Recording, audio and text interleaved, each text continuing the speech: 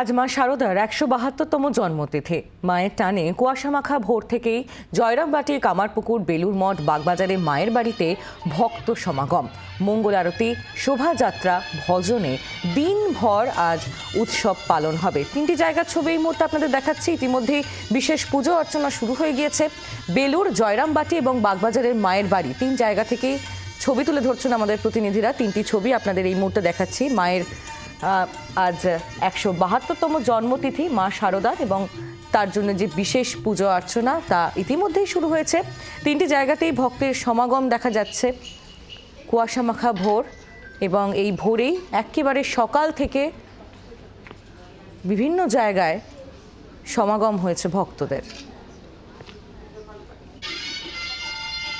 বিশেষ পুজো পাঠ, মঙ্গলারতি, ভোগ নিবেদন, পূজার্চনা আজ দিনভর চলবে।